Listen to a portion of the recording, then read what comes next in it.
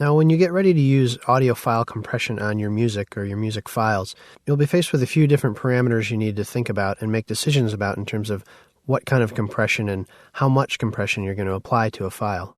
Now, it might look similar, but let's remember to not confuse bit rate with bit depth. So bit depth, when we're dealing with audio file compression, refers to the number of bits per second, and it's represented by kbps, or the kilobits per second. So the higher the bit rate, the higher the sound quality. Now, the other thing with bit rate is that you can choose between a constant bit rate or a variable bit rate. With a constant bit rate, you're in control. You can say, let's make the bit rate 80 kilobits per second, and then when you compress that file, it'll compress at a rate of 80 kilobits per second the whole time. With a constant bit rate, you're in control. Another thing is that you can choose between a constant bit rate or a variable bit rate. And sometimes you'll see these as CBR for constant bit rate and VBR for variable bit rate when you're looking at your settings. Now, with a constant bit rate, you're basically in control. Whatever bit rate you set, let's say you set it at 80, then that sound, when it's compressed, it's going to compress at a rate of 80 kilobits per second for that whole file. But with variable, you're relinquishing a little bit of control, and you're entrusting the computer to make some decisions for you. With variable, you might pick a maximum or a minimum bit rate that gets used, but as that compression takes place, the codec will make decisions based on the material that it's compressing if it should use more bits or fewer bits. If you have a piece of music with a quiet section or not a lot of activity, it might use a lower bit rate, and this in turn means it's going to use less data for that part of the song. And then the end result will be a file that's smaller than if you used a constant bit rate.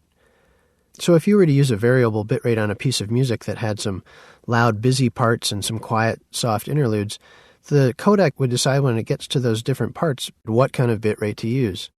So if you apply a variable bitrate to compressing, let's say, a piece of music, and that has some loud sections and some quiet, kind of empty sections, maybe it's an orchestral piece, the codec, as it's compressing that piece of music, will make decisions about what the bitrate should be based on how much information or how much material there is at that point in time. So in the louder sections, it'll use a higher bit rate, and in the lower, quieter sections where there's not as much to have to sample, it'll use a lower bit rate. So essentially, a variable bit rate adapts to what it's compressing and makes a decision about what bit rate is appropriate. Now, the net result of using a variable bit rate can be that you end up with a file size that's much smaller than if you were to use a constant bit rate. Now, on shorter files, you won't notice a lot of advantage on this, but on a longer piece, like a 3 or 4 minute piece of music, using a variable bitrate can generate a smaller file than using a constant bitrate. Of course, the trick is to listen back to your file. Now, regardless of whether you use a constant bitrate or a variable bitrate, it's important to always listen to the end result, because sometimes the variable bitrate gets it wrong and it makes bad decisions, and you'll hear that it didn't quite capture things quite right because it used too low of a bitrate. Other times you'll notice that the difference between the variable bitrate and the constant bitrate in terms of file size isn't that different. So it's always a good idea to make sure you listen to something after you've compressed it to make sure that a variable bitrate has behaved the way you want it to and yielded a good result. Sample rate, on the other hand, is the same as our friend sample rate in the rest of the digital audio world, and it refers to the number of samples per second. A higher sample rate, as we know, yields a better sounding file. It takes more samples, and you end up with a better representation of what you're trying to sample. The trick here, though, is that a higher sample rate also generates a bigger audio file, and we're trying to create a smaller audio file. So you have to find a balance between a sample rate that sounds good, but also generates a small file. Usually with sample rates and compression, you want to go for 44.1 kilohertz. It yields good results. If you go lower than that, to like a 22 kilohertz rate, you'll see that the quality is noticeably worse. So when it comes to making decisions about the settings you're going to use for bit rate and sample rate, it really becomes a matter of trade-offs. You're kind of always battling between size and quality.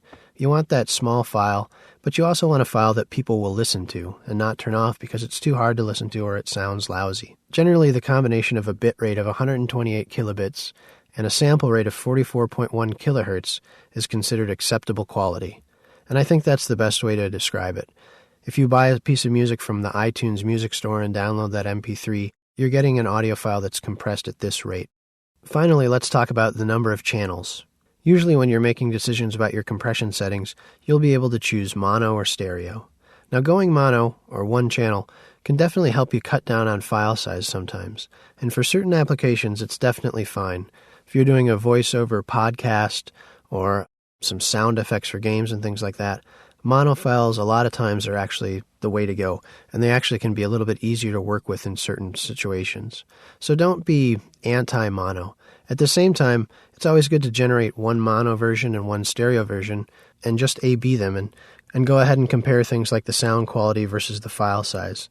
Then you'll be able to make a decision and figure out which is the best file to use. Next, we'll talk about a few other adjustments and some considerations to keep in mind when you're compressing digital audio.